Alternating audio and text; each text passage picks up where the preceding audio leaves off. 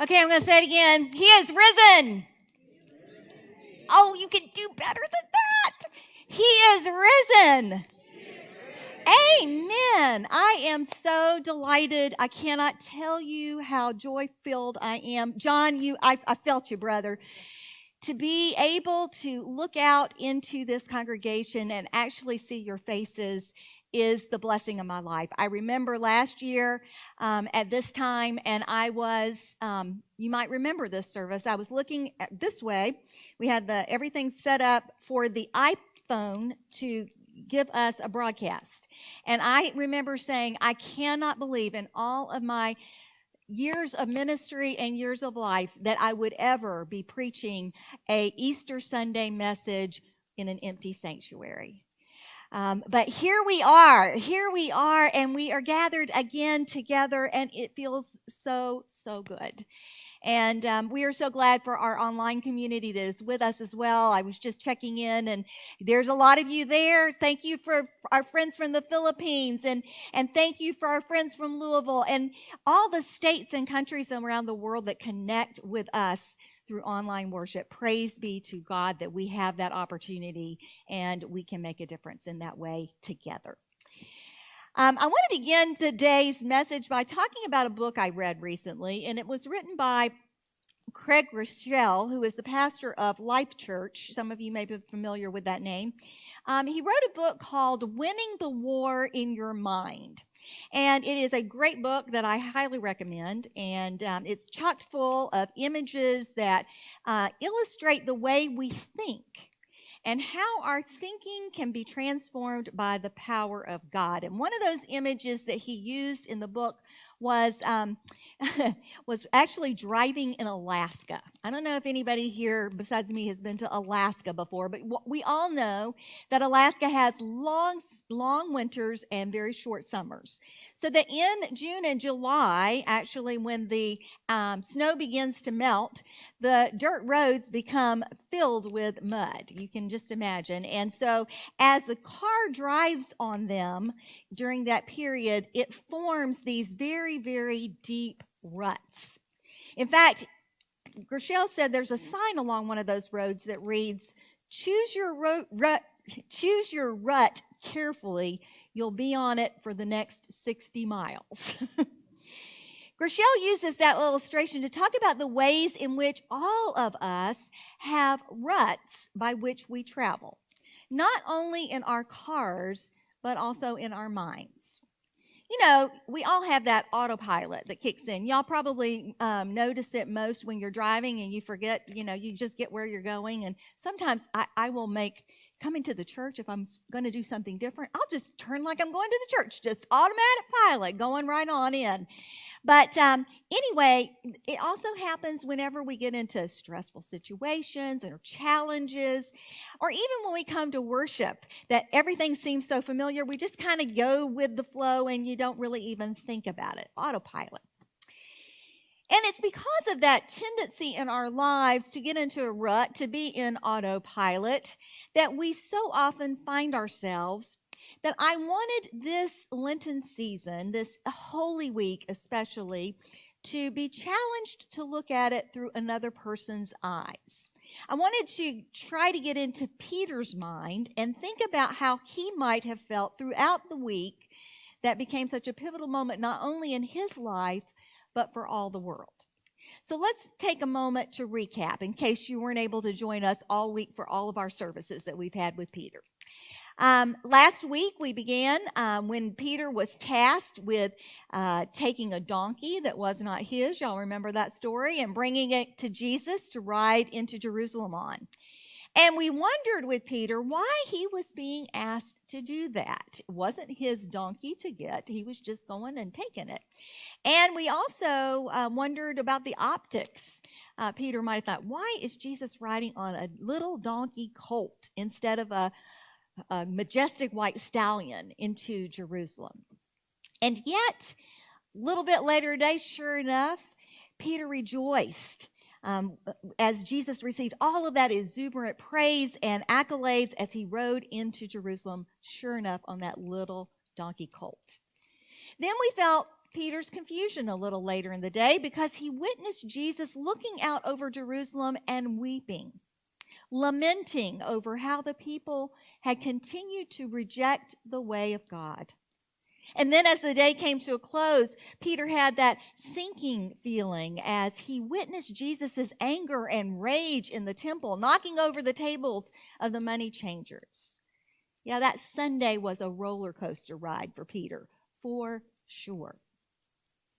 Then we joined him on Thursday when Jesus said that someone was going to betray him, and Peter said, "I'll never do that. I'll even die for you." And Jesus looked at him and told him that, in fact, he would deny he even knew Jesus 3 times before the next morning dawn. And then in the garden, that same night, when he went with Jesus, and Jesus asked Peter and the other couple of disciples with him to pray for Jesus and not to fall into temptation, and all that Peter could do was what? Fall asleep. And then Judas came with the soldiers, and they betrayed Jesus, and he was arrested. And Peter, right along with the other disciples, fled in fear.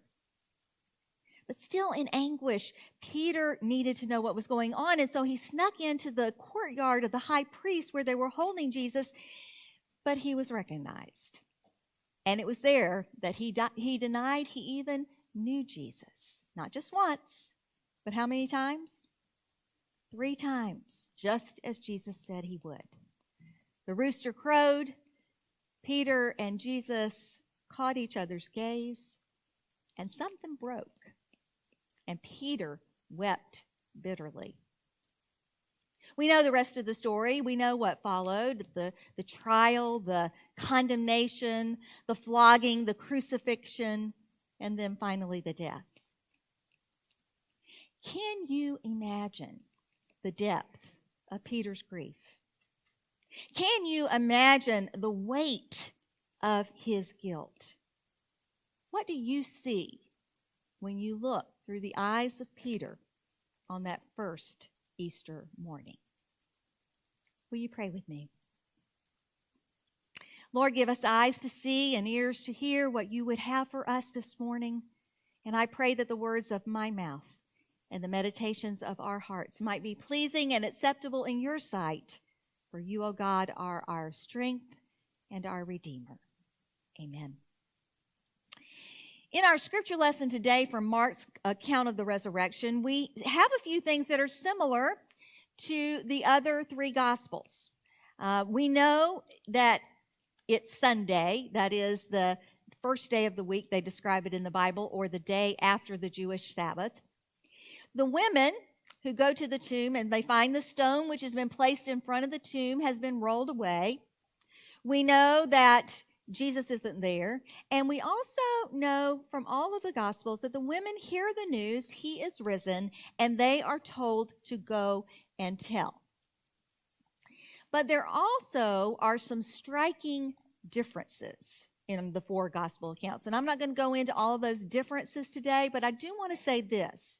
I want to remind us that these differences that we find in the 4 Gospel accounts is not to negate the resurrection in any way. Rather, it gives us another lens. The writer gives us another lens by which to understand this mysterious event on which our faith rests. And usually when I am preaching on this text from Mark, in fact, it's my favorite one of them all, it has this astonishing ending in verse 8 with the women running away and not saying a word because they're afraid. And I talk about the intention of Mark to leave his readers with the questions, who will tell, and how about you? But that's not what I want to focus on this morning, because there is something else in this text that is also unique and striking from all the others, and it has to do with Peter. Look with me again at verse 7. But go tell his disciples and Peter that he is going ahead of you to Galilee. There you will see him just as he told you. Go tell Peter. He is going ahead of you to Galilee. Now, this appears nowhere else in all of the gospel accounts of the resurrection. which begs the question, why is it here? Why does Jesus say that he is going ahead of them into Galilee? And why is it so important to make sure that this news is directly and specifically to be made to Peter? Well, let's start with why Galilee. If you go with me back to the very beginning of the book of Mark, in chapter 1, we find that Galilee is the place where Jesus began his ministry. And it is in Galilee where Jesus actually meets Peter and some of his fishing buddies, and he calls them to follow, and we are told they immediately leave their nets and they follow Jesus.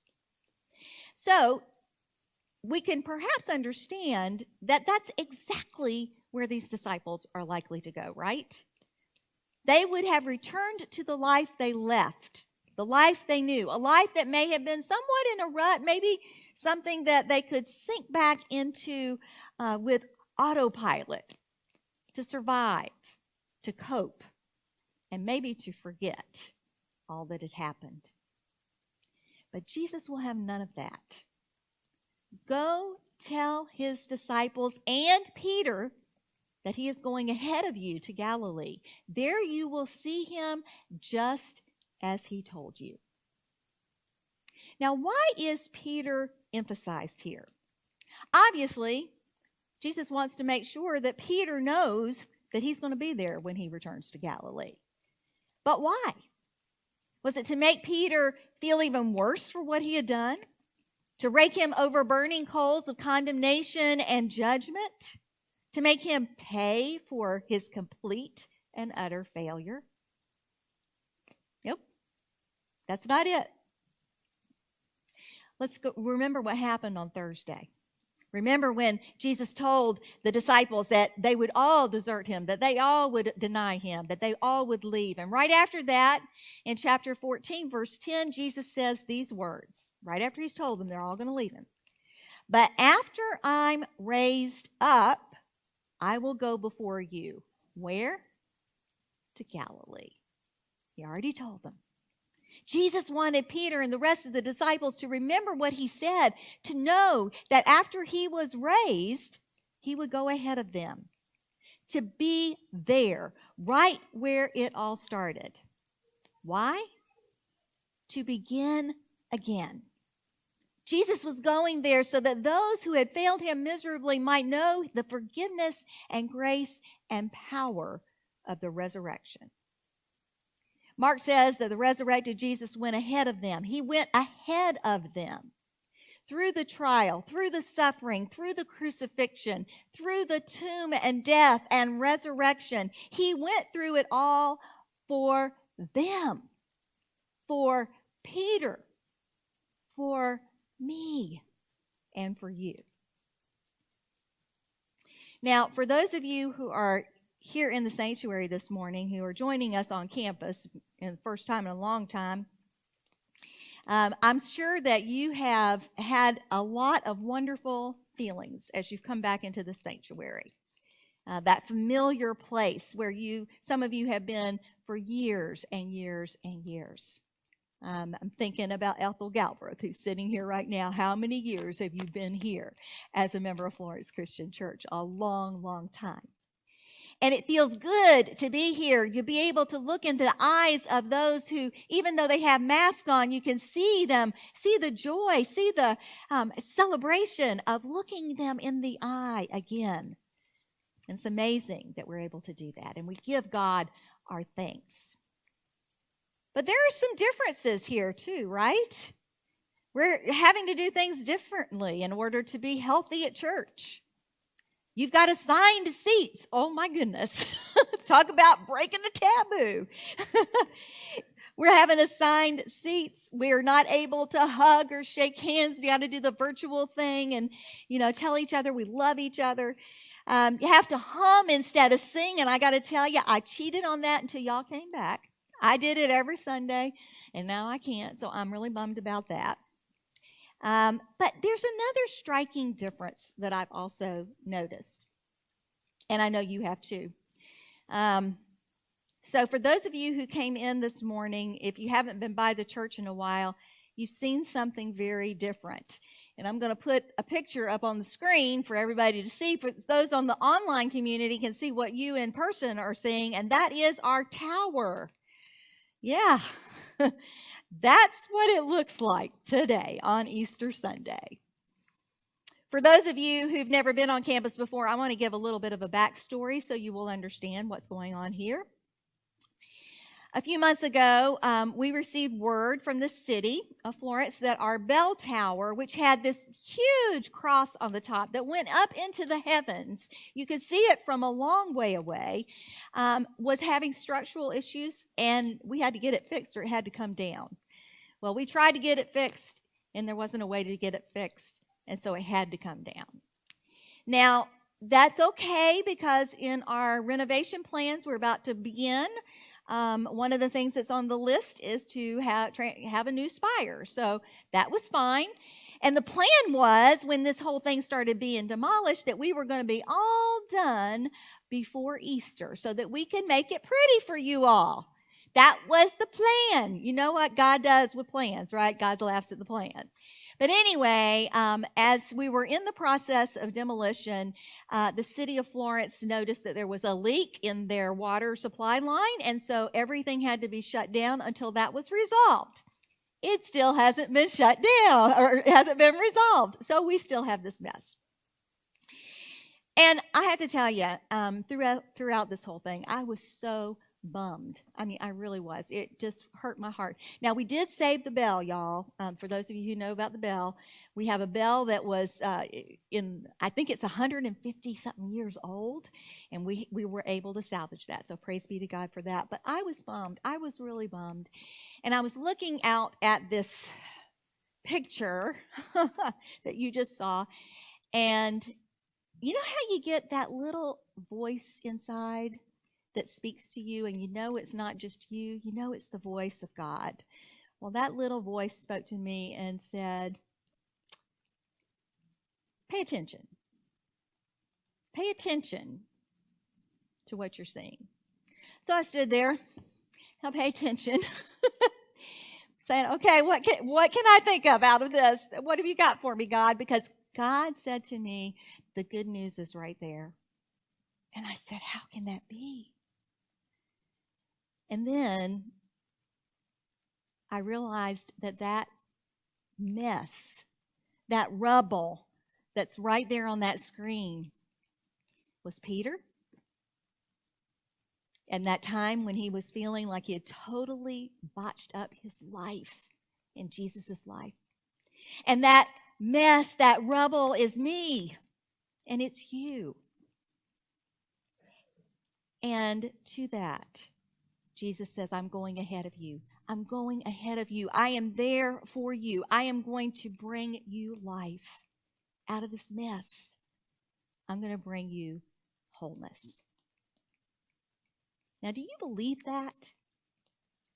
I think that if you are here this morning in person, or you are even in the Philippines listening to us online today, you do. You believe that. And if you believe that, you need to hear the good news this morning that Jesus is calling you. And he is saying this resurrection morning, behold, I make all things new. I will meet you where you are because I've been there. In fact, I have been to hell and back for you so that you can have the life that I came to give. Jesus this morning is calling you out of your rut, out of the autopilot that you've been living in, and saying, let's begin again. To receive the abundant love, grace, and acceptance that he has so that you can live the life he came to give. Life with a capital L. Life abundant. Whether you've been walking with Jesus for years or you're just hearing this story for the very first time, know that today you are being called to receive the good news. That you are loved. You are forgiven. And God has an adventure for a lifetime planned just for you. God has gone before you. How will you respond? Peter went to Galilee. How about you? Jesus is waiting. He's waiting for you.